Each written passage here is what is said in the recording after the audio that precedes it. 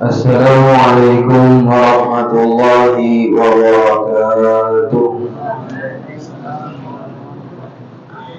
Bismillahirrahmanirrahim. Alhamdulillahi rabbil alamin. Wassalatu wassalamu ala asyrafil anbiya'i wa imamil mursalin sayyidina wa habibina wa qurrati a'yunina Muhammadin wa ala alihi wa sahbihi ajma'in, amma ba'd. Fanawina ta'alluma wa ta'lim wa tadabbura wa tadhkir wa nafa'a wal intifa'a wal ifadata wal istifada wal du'a ila al-huda wal dalalata 'ala al-khair wal hatta 'ala at-tamassuki bi kitabillah wa sunnati rasulih sallallahu alaihi wasallam ibtigha'a qurbihi wa thawabihi minhu subhanahu wa ta'ala. Hadirin wal hadirat, bapak-bapak, ibu-ibu, saudara-saudari, jemaah majelis yang sama-sama dirahmati oleh Allah Subhanahu wa taala. Alhamdulillah wa syukurillah, lagi dan lagi senantiasa kita bersyukur kehadirat Allah Subhanahu wa taala, senantiasa kita memuji Allah Subhanahu wa taala, yang mana Allah Subhanahu wa taala senantiasa tidak putus-putusnya melimpahkan karunia-Nya, rahmat-Nya, nikmat-Nya, hidayah-Nya, taufiknya kepada kita semua. Sampai pada malam hari ini, di malam hari yang mulia ini, alhamdulillah Allah masih panjangkan umur kita dan sehatkan badan kita, dan Allah Subhanahu wa taala mudahkan kita untuk berhadir dalam majelis yang mulia ini. Mudah-mudahan umur kita dipanjangkan oleh Allah, disehatkan badan oleh Allah, dihindarkan dari segala macam penyakit, dijauhkan dari segala macam bala, dan diistiqamahkan kita oleh Allah Subhanahu wa taala dalam ketaatan kepadanya sampai meninggal dunia dalam keadaan husnul khatimah. Amin ya rabbal alamin. Salawat beserta salam selalu tercurah dan terlimpah kehadiran junjungan kita Nabi besar Muhammad sallallahu alaihi wasallam beserta keluarga, kerabat, zuriat, sahabat, dan orang-orang yang senantiasa istiqamah mengikuti perjuangan beliau, menghidupkan sunnah-sunnah beliau, menjaga syariat-syariat beliau ila yaumil qiyamah. Hadirin wal hadirat rahimakumullah, kita lanjutkan pengajian kita masih mengenai sunnah-sunnah yang dianjurkan, yang disunnahkan untuk kita kerjakan sebelum melakukan sembahyang atau sebelum sholat.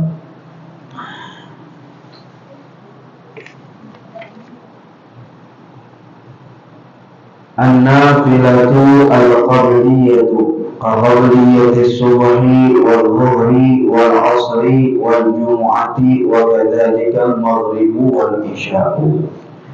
Setelah kita berjalan dari rumah kita menuju masjid, kemudian sampai di masjid, maka kata beliau hendaklah melakukan sembahyang sunnah qabliyah. Nah, itu jangan sampai ditinggal, seperti qabliyah subuh, zuhur, asar, Jumu'ah, dan juga maghrib dan isya. Yang mana masalah qabliyah dan ba'diyah ini akan beliau jelaskan nanti panjang lebar pada babnya. Nanti ada babnya mengenai qabliyah dan ba'diyah.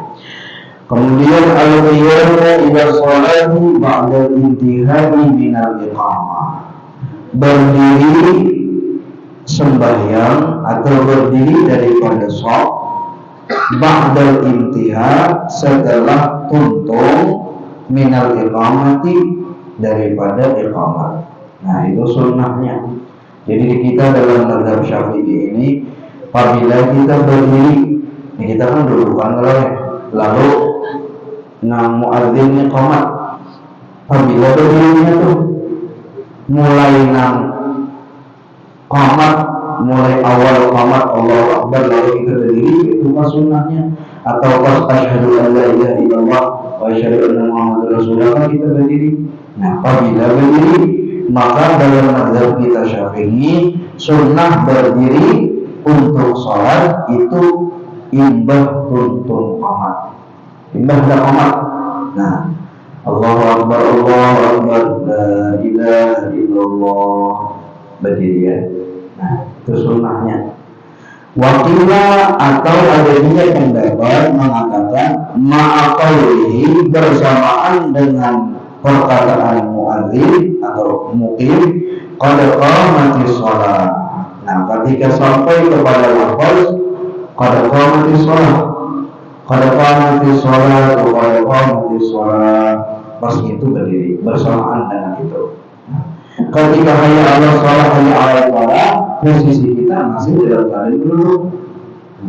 Hayya 'alal shalah, hayya 'alal falah, masih duduk. Pas sudah masuk pada qamatis shalah, pada qamatis shalah, baru berdiri. Nah, sunnahnya ketika itu atau untuk makan qamat. Nah, perlu digarisbawahi di sini. Nah, yaitu ini keadaan sahabat ini seperti ini. Jadi imbah tuntun qamat hanya berdirinya. Nah, karena sahabat itu duduknya di saf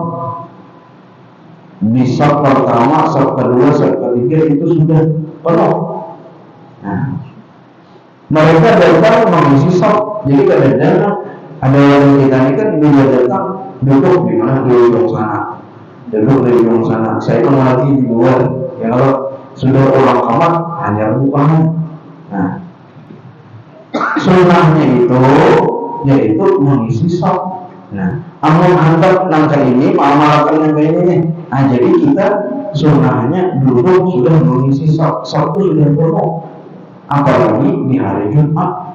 Nah, itu masjid di mana-mana hari Jumat itu juga lihat.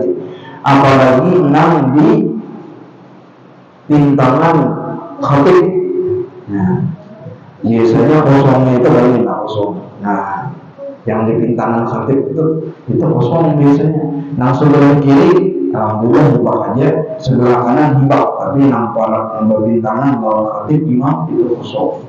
Nah, bahkan amal di masjid kita ini masih banyak lagi kosong. Saf pertama kosong, saf kedua kosong, saf ketiga kosong.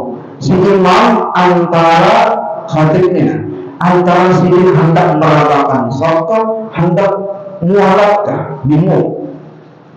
Mualat sudah kita jelaskan kemarin. Mualat itu tidak antara turun setelah selesai khutbah kedua dengan takbir Ratul Ihram ketika sembahyang Jumat, itu hukumnya wajib. Karena kalau lawas, bila lawas tak putus, bila tak putus kadesa Jumatnya. Misalnya lawas, Nabi itu meletakkan shaf sedikit mulai ujung kanan ke ujung kiri. Itu selain yang hari Jumat gitu. Nah, dia letakkan Nabi rata, budi rata, hanya takbir. Nah, amal kita nang hari Jumat itu malah konsep nang di masjid kita. Nah, tak ada yang baca di masjid itu, ya. Nah, itu malah konsep yang putus mualat. Nih, ya, suruh sab nang pertama masih kosong, sab kedua masih kosong, maka hampir imam itu takbir. Nah, terputus daripada mualahnya tadi, maka kadesa jadi jumatannya. Sehingga imam itu ketika hendak takbir tetap meluruskan saf, tapi kada lemas. Nah, kita yang makmum ini yang paham-paham. Nah, capati. Maka kita bacakan di sini nanti hadis-hadis Rasulullah SAW mengenai orang yang mengisi saf.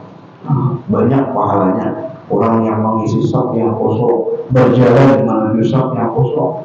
Di antaranya dahulu hari Jumat itulah ujar Nabi hadisnya ya, orang yang pulang sembahyang Jumat, maka setiap langkah kakinya, setiap langkahnya Allah berikan 1 tahun pahala tahajud, 1 tahun pahala puasa. Tapi ada syarat-syaratnya. Nah, orang mendapatkan pahala tahun tadi, dia punya kada sesuai dengan syaratnya ada dapat pahala 1 tahun. Nah, diantaranya man ghasala wa ghasala, hadisnya riwayat Imam Ahmad. Barang siapa yang mandi dan memandikan, kemudian waqtara waqtaba, iktara itu capak tulang, sungsung tulang. Amunnya ada sungsung ada masuk dalam hadisnya. Kemudian waqtarabat. Nah, waqtarabat ini dia mendekati imam, atau penjelasan yang lain dia mengisi sop yang kosong di depan. Amunnya sudah songsong ulang Jumat, tapi duduknya di belakang. Songsong main tulang misalnya, tetapi duduknya di belakang. Kadang mengisi sop, kadang masuk dalam hadis yang mendapatkan pahala 1 tahun ini. Dapat dari pahala, dapat juga sahih Jumatnya, sahih Jumatnya. Cuma untuk mendapatkan pahala 1 tahun tadi harus berparak kepada imam, berparak kepada khatib. Nah, gunanya apa? Sambungan hadisnya wastama'a wa ansata, supaya dia mendengar betul-betul khutbah, kada mengantuk, kada buri.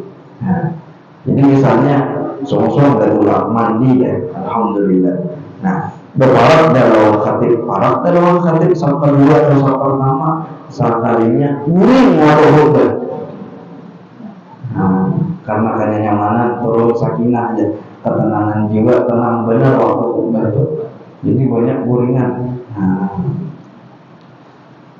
yang mengkadarnya khutbahnya kita lihat ya, bila lebih separuh 2/3 orang ini uringan.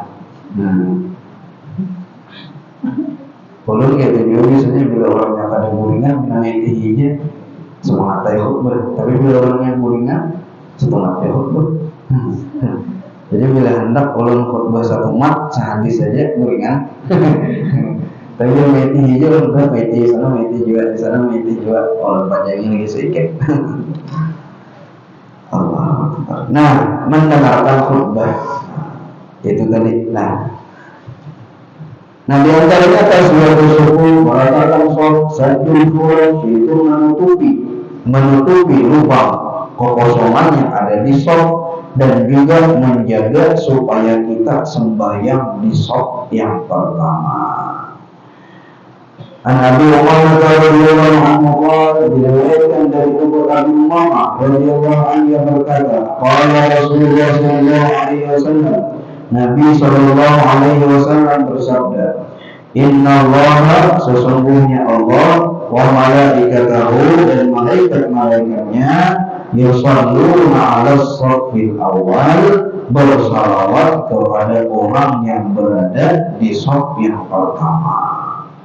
Nah, menghendak kita sembahyang mendapatkan salawat dari Allah, salawat daripada malaikat.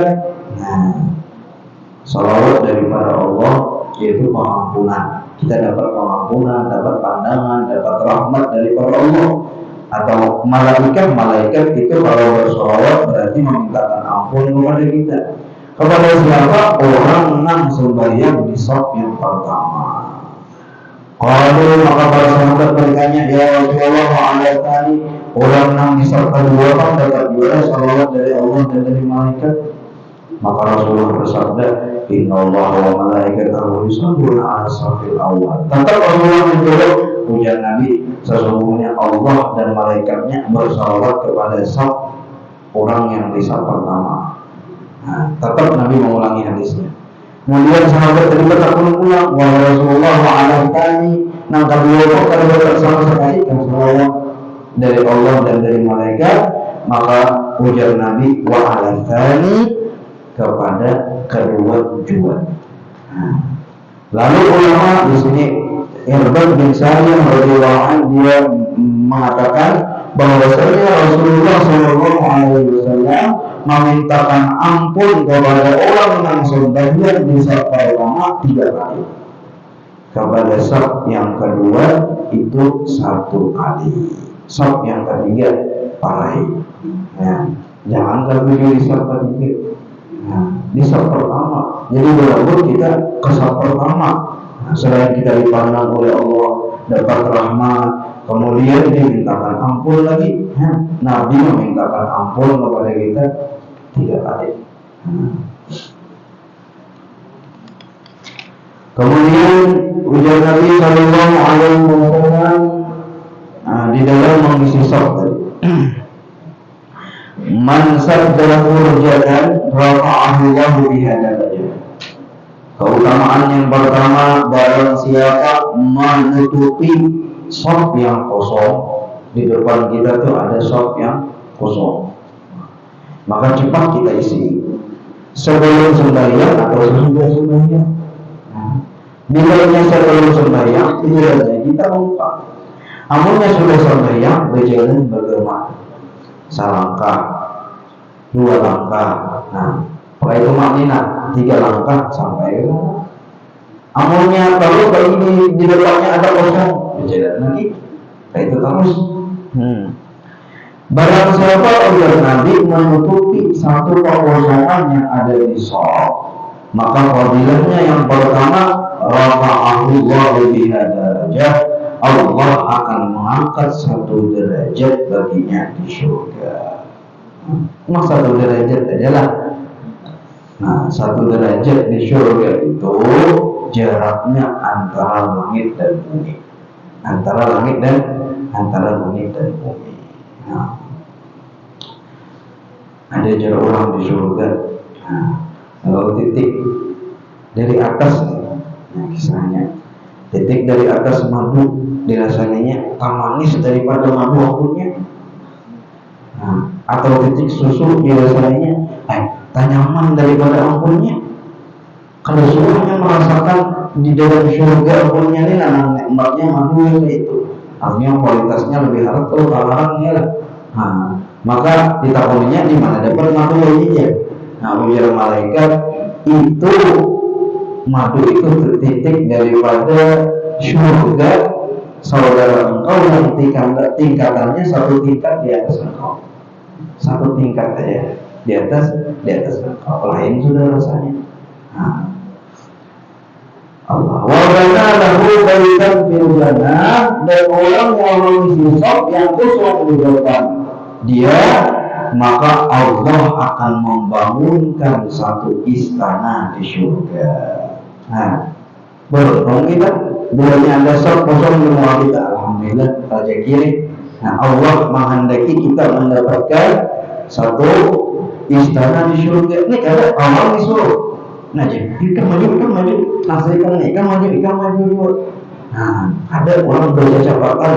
Nah, coba misalnya siapa yang mengisi shop misalnya dapat duit 100.000, cepat maju ya. Hendak orang situ misalnya duit berapa 100 ribuan, sejuta jadi 10 lembar ya, yang ngisi shop. Nah, ini kata bukan duit sejuta, bukan 100 juta, tapi 1 istana di surga. Nah, jadi bila ada shop kosong cepat ini diisi.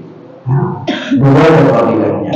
Fadilah yang ketiga, mansarda hurjatan fi shopi, barang siapa yang menutupi 1 kekosongan di shop, menutupi shop yang kosong majunya, ghufira lahu, maka Allah akan mengampuni dosa-dosanya.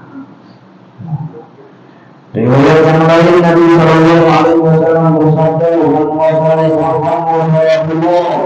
barang siapa yang menyambung shop, artinya asalnya putus karena ada lubang, ada kekosongan yang putus, maka diisinya seakan-akan dia menyambung shop yang telah putus. Wasallallahu, maka Allah akan menyambung dengan dia. Allah akan menyambung dengan dia, Allah akan ampuni dosa-dosanya, dirahmati oleh Allah. Wa man qata'a shafan qata'ahu Allah, barang siapa yang memutus shaf, maka Allah memutus hubungan dengannya.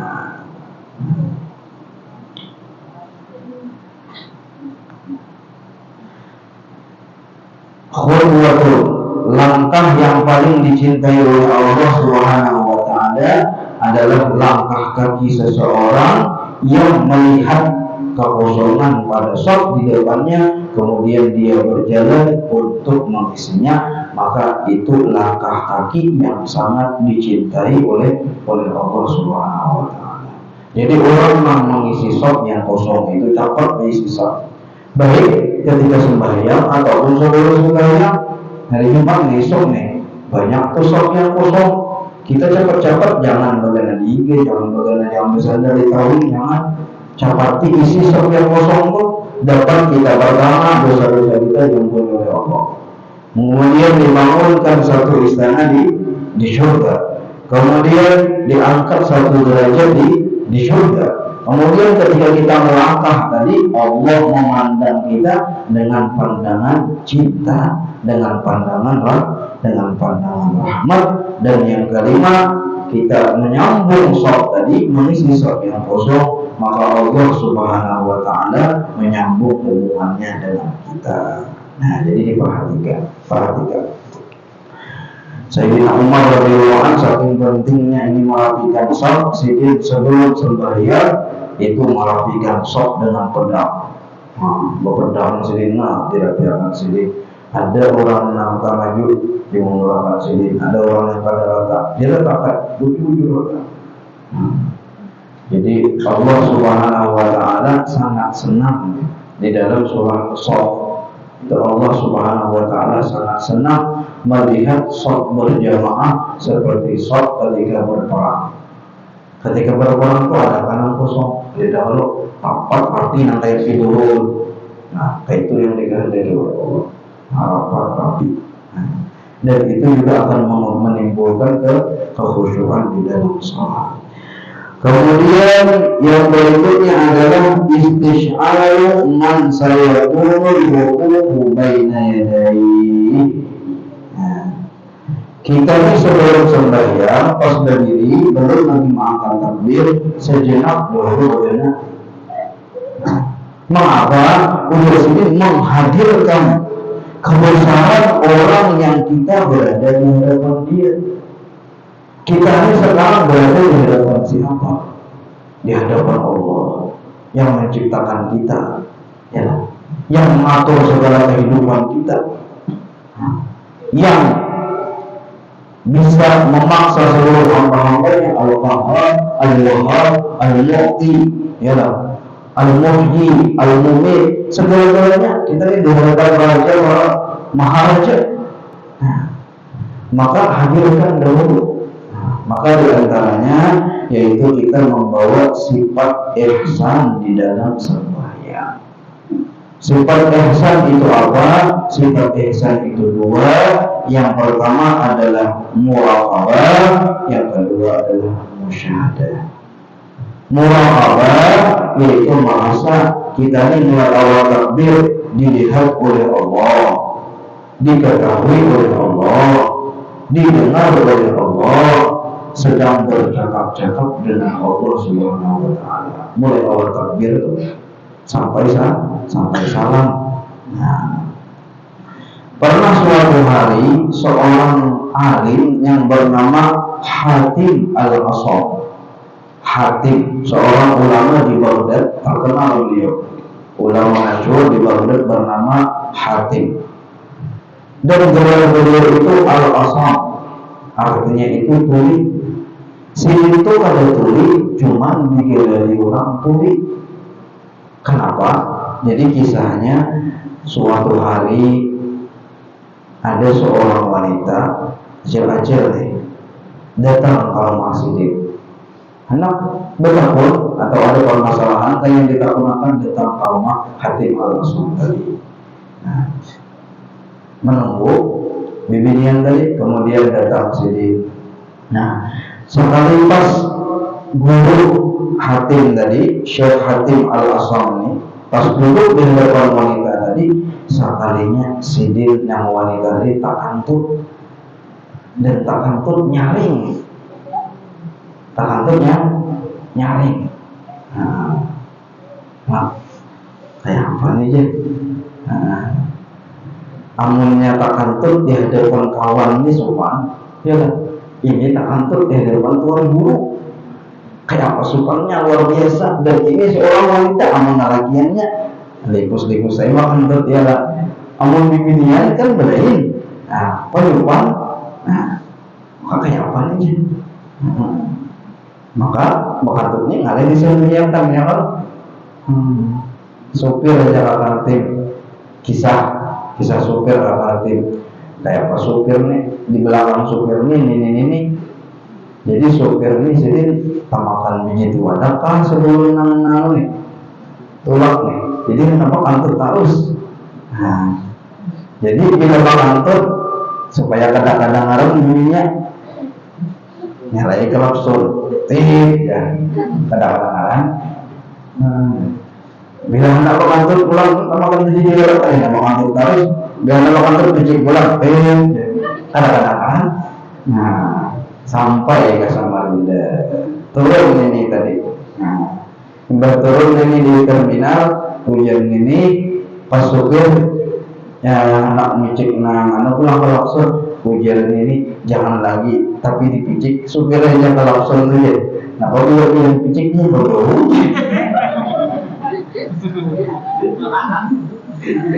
Tiga sini menang kalau Lakson ini jangan lagi dipicik jauh, banyak orang di terminal ini bilangnya itu picik itu.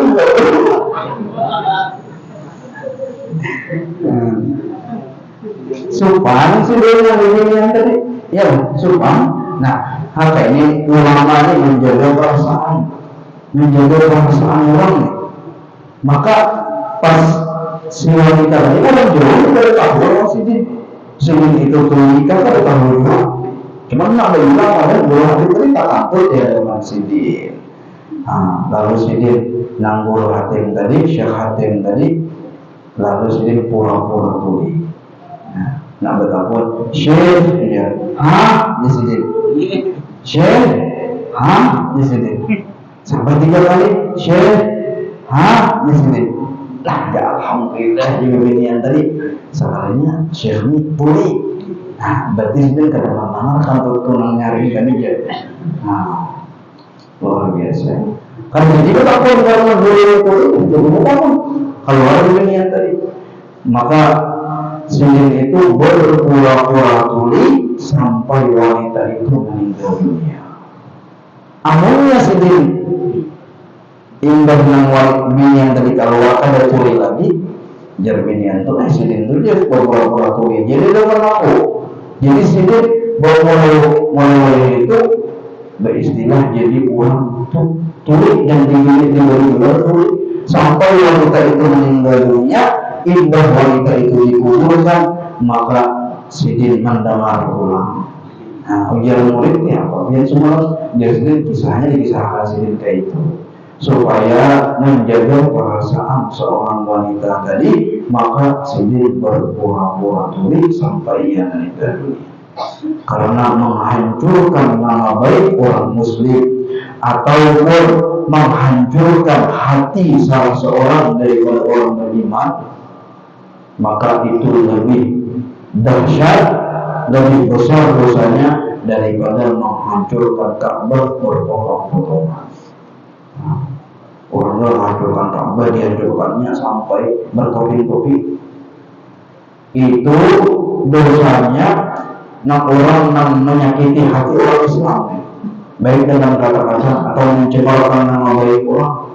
Maka itu lebih besar dosanya, lebih dahsyat dosanya daripada menghancurkan Ka'bah. Ujar Nabi berkopi-kopi. Kayak pemulihannya Ka'bah. Maka ujar kalau kita Nabi umat itu hati orang Islam, hati orang beriman itu lebih mulia daripada Ka'bah itu. Maka jaga hati orang, jangan sampai dengan perkataan kita hati orang itu tersakiti. Nah ini sini al-asam, orang yang tuli. Nah kayak itu ulama dari omongkan detik orang kita ini lain. Bila ada dua kantut belum ada. Nah siapa yang jadi kantutnya? Nah mencari-cari ada orang ditutupi, ada ini mencari. Ya ada lain lagi habis makan jaring dan jalan kita nggak seadanya. Baunya ini iya nih ya. Nah lalu sumpah kawan. Nah amun orang sudah ada baunya ada apa aja, mungkin dari bau sebelah atau bau apa. Nah, lalu misalnya di zaman Nabi SAW, ujar Nabi, barang siapa makan daging onta, maka hendaklah dia berwudu. Nah, kisahnya apa? Apakah orang yang makan daging berwudu? Bila kita makan daging sapi misalnya, betul tidak wajib punya berwudu ada. Cuman ketika hendak sembahyang ada seorang sahabat yang takantur. Amun jar Nabi nang bakantur wudu, kelihatannya berdiri seorang, kelihatannya berdiri seorang supaya kelihatan dong jadi orangnya apa kabar dari sahabat. Nah, ada ini kan karena selama masih tertutupi belum ada yang tahu, cuman baunya sudah ada, ya cuman kalau tahu ini siapa orangnya, Nabi pintar. Nah, ini orang yang Nabi SAW memiliki hikmah yang luar biasa. Ujar Nabi, siapa yang memakan daging unta tadi hendaklah berwudu sebelum sembahyang. Karena beritaan Nabi yang makan daging unta juga, sahabat makan daging unta juga, berwudu. Nah, untuk menjaga apa? Untuk menjaga perasaan orang menambahkan itu. Nah, Rasulullah mengajarkan seperti itu. Nah, kita misalnya aruhan antara maghrib isya, ada orang makan tuh aruhannya, jadi misalnya makanannya kan orang masuk asam. Nah, amunnya tak ada tak kantor seiko, nanti kantor dulu ketahuan siapa yang makan, tapi langsung aja siapa yang makan iwak kering masak asam tadi hendaknya wudu atau wajib wudu. Mau wudu berikan makan bang berikannya. Jadi kadang ketahuan mana yang tahan. Nah diantara hikmah. Maka dulu kita dengan Hatim al-Masab. Nah yang akan kita ceritakan bagaimana sembahyang sendiri. Sembahyang sendiri itu apa? Yang menghadirkan kebesaran tadi, kebesaran Allah, kebesaran Zat yang kita berdiri di hadapannya. Suatu hari seseorang bertanya kepada Hatim al-Masab, Syekh Isam namanya, bertanya kepada Hatim al-Masab. Yas'alu an sholatihi, beliau bertanya mengenai sholatnya Hatim al-Masab. Bagaimana ketika dia mengerjakan sembahyang? Maka kata beliau, apabila datang waktu sembahyang, artinya azan berkumandang, asbaghatul wudu'a, maka aku akan menyempurnakan wudu dengan sesempurna mungkin. Nah, jadi kuncinya khusyuk di dalam sholat adalah khusyuk di dalam wudu.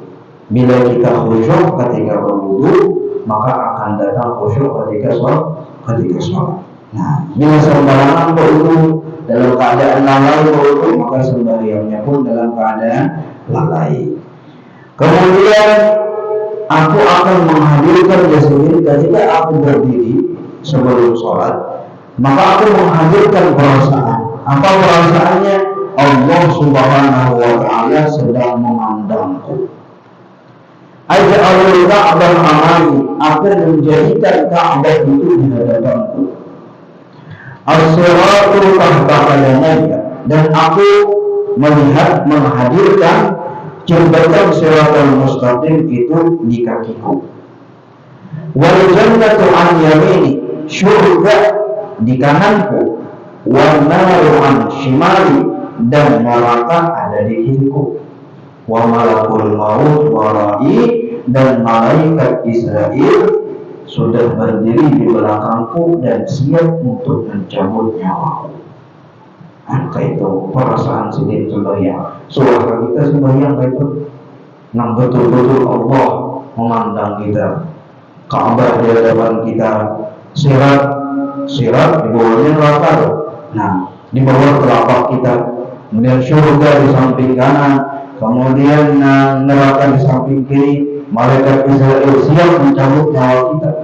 Dan aku berkeyakinan ujar sendiri, akhirnya akhir salati, aku berkeyakinan bahwasanya sembahyang yang kukerjakan ini adalah sembahyang yang terakhir. Nah, kayak itu perasaan. Ini sembahyangnya, ini sembahyang yang terakhir. Mungkin ini aku meninggal dunia. Nah, kemudian aku berdiri sembahyang dalam keadaan raja dan khauf, dalam keadaan harap dan takut. Harap Allah Subhanahu wa Ta'ala menerima-ku, khauf Allah Subhanahu wa Ta'ala menolakku. Kemudian aku rukuk dalam keadaan tawadhu, sujud dalam keadaan khusyuk. Kemudian seperti itu sampai salam. Kemudian aku barengi dengan ikhlas karena Allah Subhanahu wa Ta'ala. Maka orang membatalkan tadi syekhnya berkata sembahyang itu jadi selama 40 tahun aku sembahyang seperti Zuhur, maghrib, isya, subuh sembahyang sunat selama 40 tahun aku selalu hadir sembahyang seperti ini. Ujar nak betapun nih, wahai syekh, sesungguhnya kami satu pun sholat tidak pernah sholat seperti engkau ini. Sama lo kita, ya, sholat kita sembahyang maka itu bujur-bujur. Nah, dari awal sampai akhir, maka kita hadirkan. Nah, dengan sifat ihsan tadi, pertama muraqabah, merasa dilihat oleh Allah, didengar oleh Allah, diketahui oleh Allah, bacaan kita didengar oleh Allah, dijawab oleh Allah, kita berbincang dengan Allah. Kemudian sifat musyahadahnya menyaksikan bahwasanya semua gerak-gerik kita, baik itu takbiratul ihram dengan qiyam, dengan rukuk dan sujud, dengan salam, semuanya itu gerakan kita digerakkan oleh Allah. Jadi Imam Ghazali, qum anta bila anta, berdiri engkau tanpa engkau, rukuk engkau tanpa engkau, sujud engkau tanpa engkau. Dahulu itu alim memahaminya, awal belajar kayak kami, berdiri tanpa engkau, sujud tanpa engkau, qiyam tanpa engkau, i'tidal engkau tanpa engkau, baca Fatihah engkau tanpa engkau, yang Ghazali. Artinya menghilangkan diri kita, bahwasanya kita ini merasa digerakkan oleh Allah. Kita ini kayak orang mati. Jadi pada hakikatnya yang nampak pada amalan itu bukan diri kita, tetapi Allah.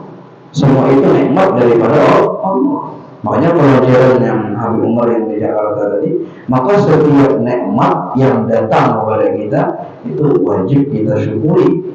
Nikmat, apabila kita bersyukur di atas nikmat, maka yang memberikan kita, menggerakkan hati kita, menggerakkan tubuh kita untuk bersyukur kepada Allah, maka memberikan syukur lagi, bersyukur lagi, maka memberikan syukur lagi. Maka begitulah orang beriman, dia sampai masuk ke dalam surga, sampai meninggal dunia, dia selalu mensyukur nikmat,